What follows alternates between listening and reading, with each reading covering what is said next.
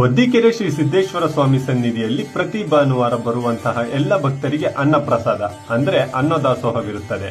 ಇಲ್ಲಿಗೆ ಬರುವ ಭಕ್ತರು ಬರಿಗೈಯಲ್ಲಿ ಬರೋದಿಲ್ಲ. ಅನ್ನದಾಸೋಹಕ್ಕೆ ಜೊತೆಗೆ ದೇವಾಲಯಕ್ಕೆ ತಮ್ಮಂತೆ ಬರುವ ಭಕ್ತರಿಗೆ ವಿತರಿಸಲು ಪ್ರಸಾದದ ರೂಪದಲ್ಲಿ ತಾವು ಬೆಳೆದ ಬೆಳೆಗಳನ್ನು ತರುತ್ತಾರೆ.